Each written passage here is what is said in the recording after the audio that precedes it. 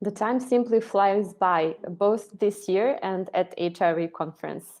We're already at the closing keynote of day 3, and I'm going to just tell you briefly something about our next speaker, Emina Hodzic.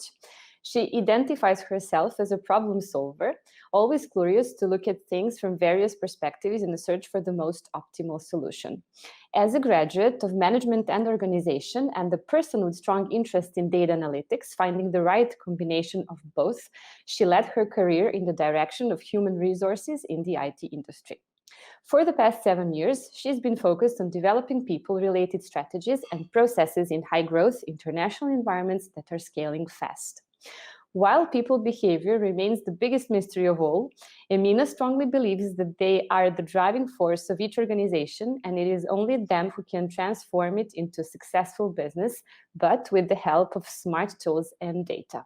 She is currently in the role of Chief Human Potential Officer in Mistral, a growing engineering-oriented company who puts people first and trusts them to do their best and lead the way to success. Welcome aboard. Thank you, Jovana. Okay, great. Thank you for this introduction, Jovana.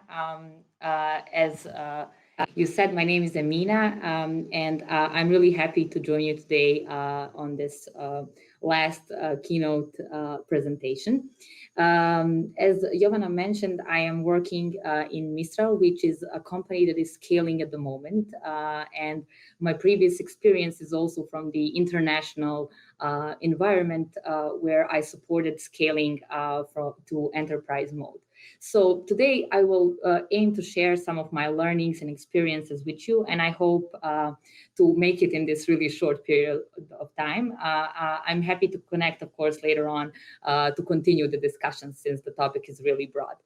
I know it's the end of the day and the last presentation, so just to keep you awake, I'll try to pose a question at the beginning for something to think about during the presentation. I'm wondering, would you say that strong leadership is key to scaling startups? I would love to open a discussion first now and dig into the presentation, but since unfortunately this format does not support that, I'll try to answer the question until the end of the presentation, so please bear with me.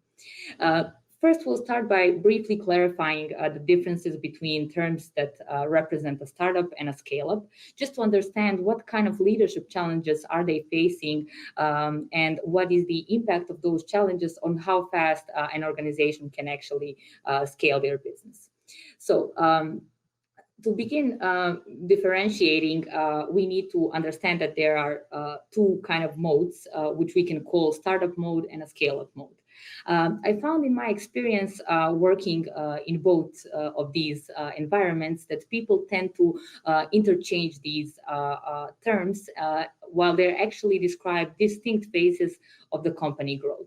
And as you may expect, the companies are facing different leadership, operational, and business challenges in these phases that are quite different. So just to put shortly, a startup mode would be a phase where a company is still in the early stages of determining its product market fit, still quite experimenting when it comes to customer segmentation, product features, etc. Conversely, we can say that startups may still be unsure of what kind of return they're getting for their efforts, and they're trying to figure out what actually works. On the other hand, scale-up companies are companies that have, in a way, proved that their products are economically sustainable in the market. So in other words, we can say that a scale-up knows if they put an X amount of dollars into a business, they will get an X amount of dollars in return. So basically what they need to continue doing is what they're already doing, just on a bigger scale. This difference is something that is called a product market fit. Aside from the product market fit, there are a few additional notable differences when a company enters into that scale-up mode. And I'll try to quickly distill just a few of them. them. A second really important one would be stage of funding. Since startups and scale-ups are at different stages of growth, it should come as no surprise that they're actually in different stages of funding. Usually startups have either zero funding, a seeds round, or at best they have a Series A backing them. A rule of thumb would be that a company that can provide prospective investors with more than validated MVP, a trustworthy team, and a great market opportunity could call themselves a scale-up. Another really important difference would be risk aversion. The larger the company becomes, the greater its aversion to risk. So if you think about it, if you have a small customer base, you have an unproven product, zero traction, you are more keen to experiment, and you don't have that much to lose. However, scale-ups are expected by their investors, the customers, and team members to quickly multiply the results that they are actually already making. Speaking of team members, during the early stages of the company growth in a startup, it's not uncommon for team members to take on multiple roles. So what we would know as wearing different hats at different times. Most companies hire people with a specific skill set to fill in specific role. But in a startup, they also expect them to do and take new challenges that arise. They basically need what's called the jack of all trades. They need them to develop strategies, systems, and processes from the ground up. However, as the startup transitions to a scale-up, it's really important to narrow down the team roles. That would mean basically hiring specialists for each of the roles to focus on enhancing the growth itself. When we're speaking about systems and processes, by nature, startups are often very loose when it comes to systems in place. So pretty much you'll see that someone who drafts an email to answer a customer's quest or drafts an email marketing campaign, it will look a bit different every time. Team members are given that kind of freedom, let's say, to experiment in startup mode until they figure out what actually works for them and what works for the customer. Eventually, they're asked to document these processes into something that is best practice in order to be able to replicate it throughout the company and to have a bit more focus on maintaining the quality control and completing projects on time. And finally, we get to the difference in terms of leadership skills that are needed in a startup versus a scale-up. The leadership that's required for an early stage company is entirely different, we can say, from the leadership that is required for a late stage company. To put it simply, the more people you hire, the more people you need to lead and manage. Indeed, as departments become large in number and more moving parts come into play, there is a greater room for error when you're passing off projects or roles from one to another. And should the company kind of fail to manage these challenges appropriately, it can lead to experiencing employee turnover, lowered morale in the organization, etc. Okay, so I bet it was a lot of information, and now that we survived this kind of dry and theoretical part, but it was really important for the rest of the story. Let's dive into what really interests us here, and that is how does leadership change as the startup begins to scale? Oftentimes, pretty much every day, you'll see on LinkedIn posts saying, people don't leave organizations, they leave leaders. And many people, when they read that, will nod their heads in agreement. Again, I would really love to open a discussion here to kind of understand your thoughts on it. But let me ask you a question, and it would be great if you can write in the chat so I can later on read your responses. You as an HR professional in a growing business where everything is a priority, if I'm to ask you how far up would you grade the importance of a strong leadership, what would you tell me? And what do you think would be the difference between your answer and the answer of your investors or employees? Until you're thinking about the question, I'll try to begin answering it through the presentation. So basically, the leadership begins, I will speak from personal experience by working directly with the founders in startups, it begins with the founder, with the CEO. And by just being close to that person, people feel that they are a part of an inner circle, that special club. Usually we're talking about teams that are not bigger than 10 to 15 people. In that kind of environment, the leader, the CEO, has a very intensive personal relationship with each member of the team. They probably know their personal stories, family members, and their relationship goes way beyond strictly professional, we can say. If we combine that with the inspirational vision, we get employees who basically live and breathe the mission of the company. So that's the kind of leadership pretty much we'll find in most of startups. Now, what changes as the startup scales and begins to change into a scale-up? Many founders and CEOs will gladly embrace the idea of scaling their startup from initial product design to a new business model. They actually even like it. They feel excited about pivoting new ideas, experimenting, and kind of changing the path that they initially started on. However, they tend to overlook something that is equally important, and that is scaling themselves. So what does that mean? Almost all startup owners believe that the flexibility of the early stage startup days is going to be everlasting. But soon enough, as the company grows, they realize that in order to reach those new goals, they need a really strong and lasting leadership to keep up with the progress. So basically, we can say that the first lesson the CEO learns is that startup leaders must, him or her as a startup leader, must be willing to pivot their leadership approach the same way that they approach their business or product, since if they fail to do so, their board or investors will end up doing that for them. Indeed, the data shows that venture capitalists replace 20 to 40% of their founders with more seasoned and professional managers at some critical transition points in a startup growth. So as a CEO, if you are listening to this, you may wonder, where do I begin with scaling myself? I tend to joke with Mesut, who is the CEO of Mistral, where do we begin with cloning him, basically? So the leader of any organization must always be candidly ready to look in the mirror, get the feedback, understand what they're doing well, what they're lacking, and then try to close those gaps. In startups, however, this rapid evolution of the business should trigger a rapid reassessment of leadership constantly.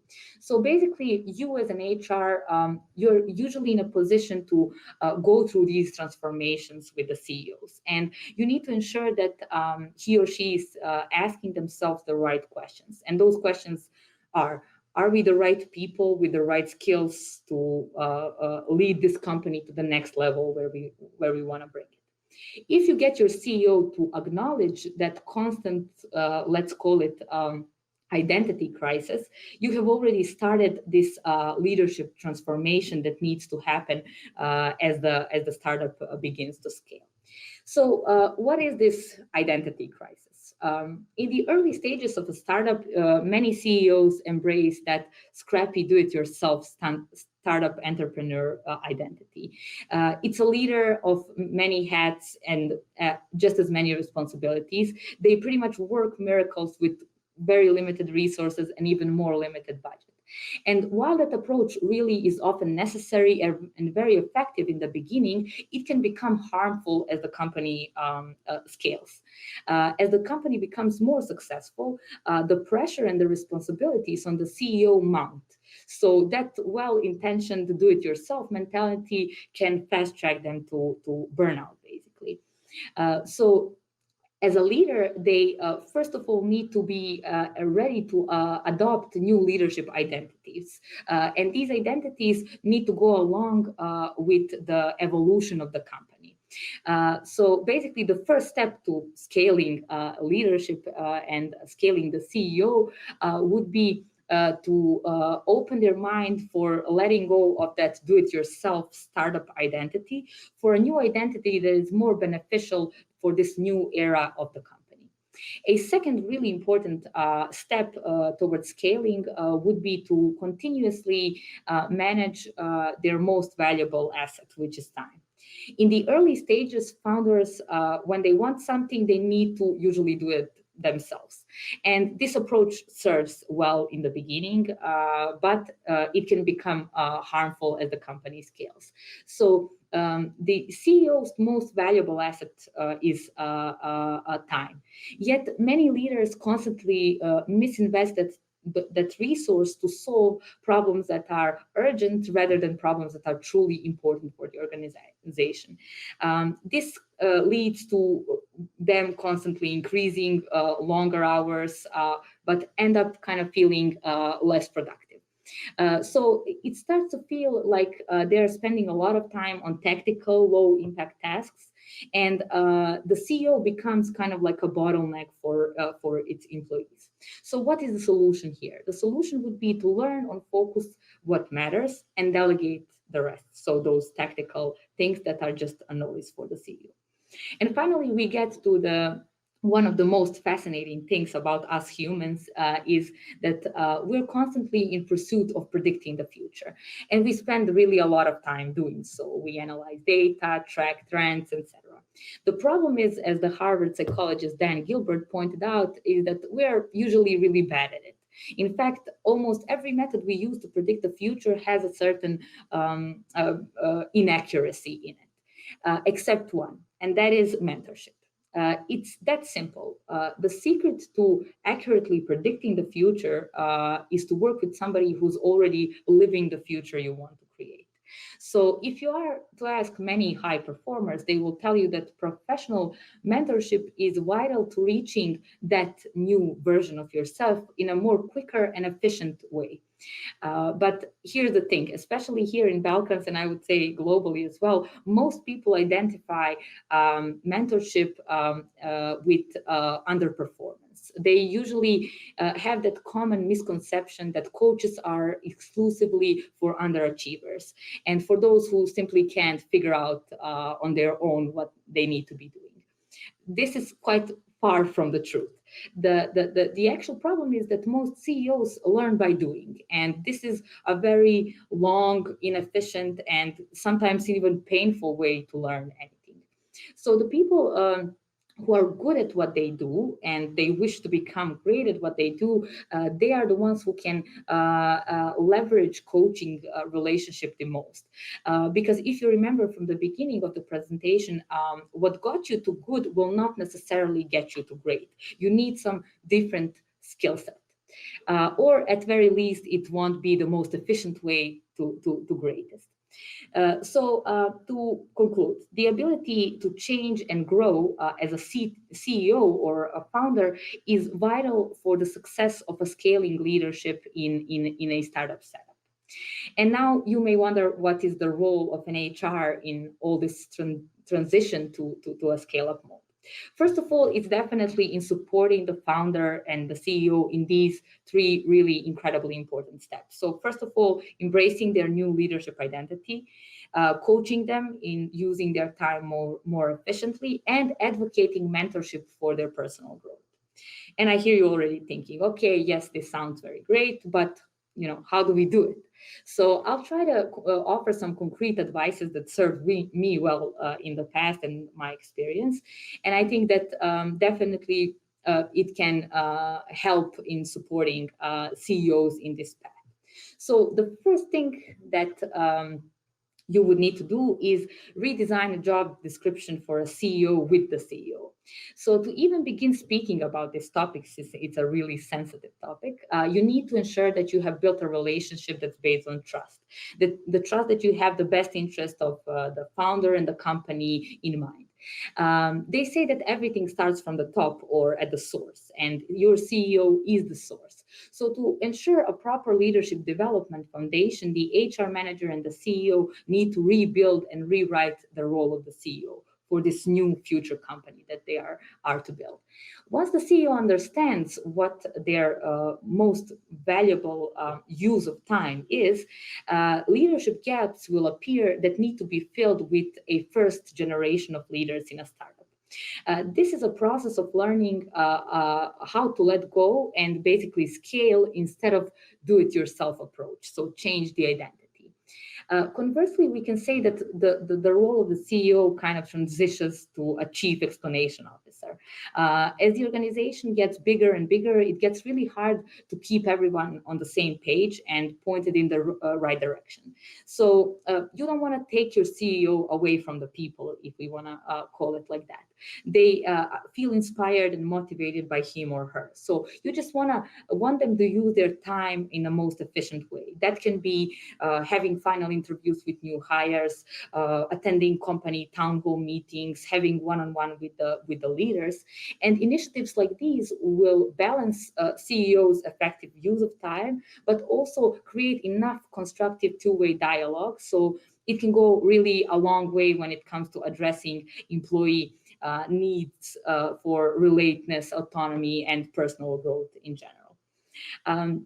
I would say if there is one thing that I've realized from my career so far is the importance of selecting this first generation of leaders, especially when the company is going through this transformation. And this brings us to the second point, which is defining what a successful or a great leader is in your company and using that to build leadership development programs on top as a foundation. These managerial positions, these first generation of leaders, are the leaders that will hold the fort when the CEO has to be away. So before you go ahead and assign leadership roles to individual contributors who are top performers at the moment, you need to make sure that you have identified what a great leader in your company means and that you have evaluated those potential leaders against it. It serves especially well in of course, preparing trainings and learning and development programs later on. This might not seem as such an important step in a growing startup where everything is a priority, but if you think that this is the foundation on which you will build a stable and strong leadership structure for the future company, it definitely comes up at the top of the priorities. So even though developing internal leadership capacity is an imperative, there must be a great balance between developing internal talent and hiring specialized leadership roles when you're transitioning to a scale-up mode.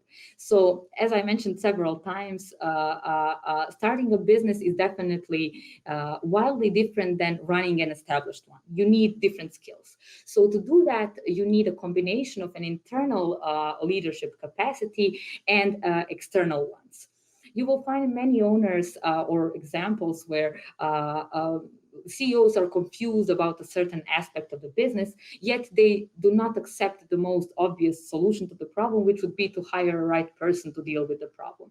So it's not really possible to become the master of all the trades. We do need to realize that for a growing business, we need to hire certain specialists. And finally, we get to this never-ending question: right versus fast, more versus less. How do we know when to hit the brakes so that we can scale faster? It's been said before that companies are more likely to die of overeating than starvation. Why is that? In a startup mode, the CEO is usually the big eater. They want to try everything, new ideas, every day something new. While in a scale-up mode, that type of overeating can be really dangerous as it wastes hundreds of people's time. So in a startup mode, you tend to do everything really fast. If you're wrong, you just roll back and do it all over again.